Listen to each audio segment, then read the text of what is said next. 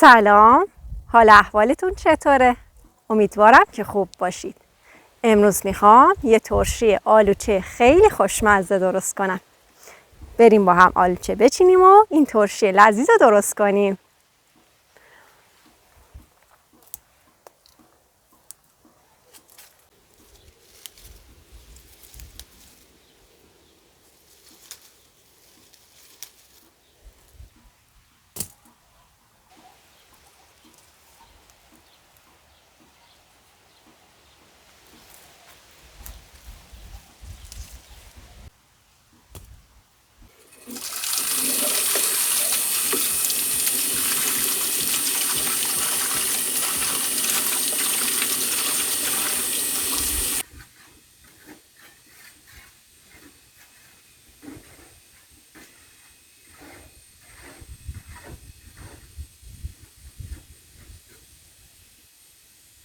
آلوچه ها رو شستم، حالا میخوام خشکشون کنم.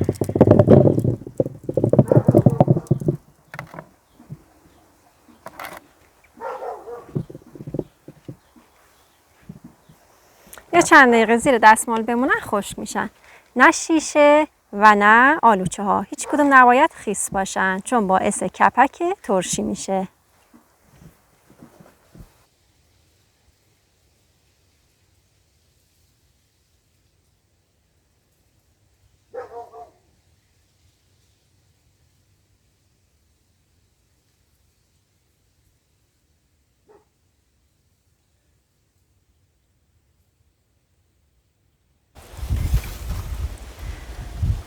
آلوچه ها خشک شدن، حالا میخوام پرشون کنم داخل شیشه.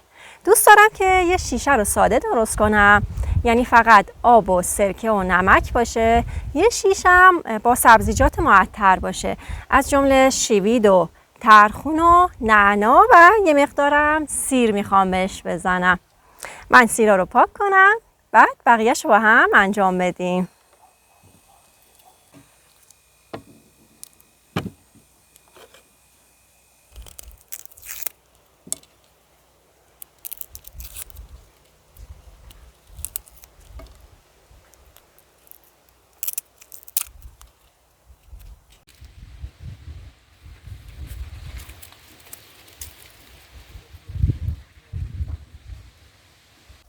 این از سیر، حالا تو شیشه ها پرشون میکنم.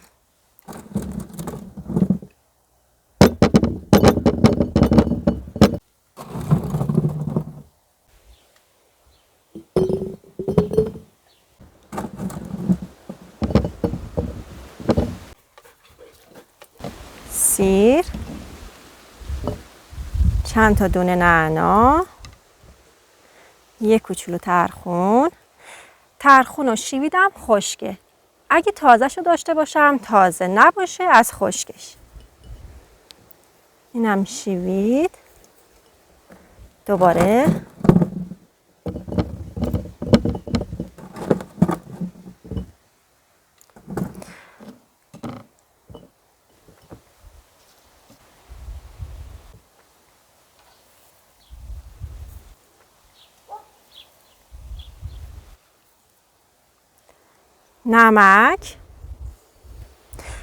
نمک کم و زیادش دیگه بستگی به ذائقه است. من یک قاشق مرباخوری برای اینقدر شیشه نمک ریختم و سرکه به اندازه یک بند انگشت.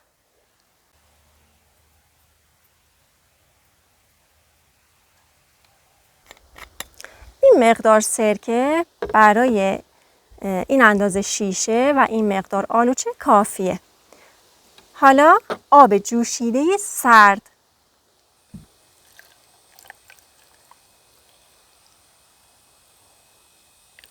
این از این.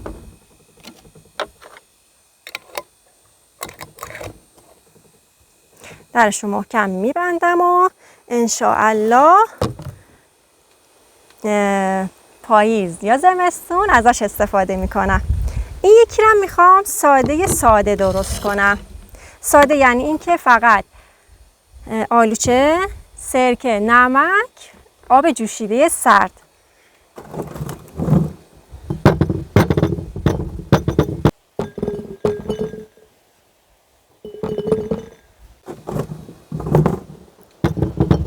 شور آلوچه هم درست میکنن، ولی من دوست ندارم شور آلوچه رو. برای اولین بار با شور آلوچه تو مهمونی آشنا شدم. یه خانم بارداری اونجا بودن، بعد خیلی با هوس تعریف میکرد، میگفتش الان شور آلوچه خوردم اومدم. بعد منم گفتم خیلی باید خوشمزه باشه. حالا شاید هم نتونستم درست کنم، نمیدونم، خیلی نمکی شده بود، خوشم نیومد. ولی شور ترشی آلوچه بهتره.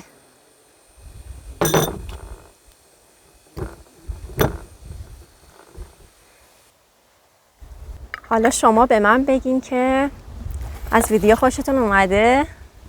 اگر از ویدیو خوشتون اومده ویدیو رو لایک بکنین که لایک شما خیلی من خوشحال میکنه و باعث دلگرمی منه. و اگرم کانال منو سابسکرایب نکردید سابسکرایب کنید تا ویدیوهای بیشتری رو از این کانال ببینید و اون زنگوله رو هم بزنین که ویدیوهای من به دستتون برسه. بفرمایید.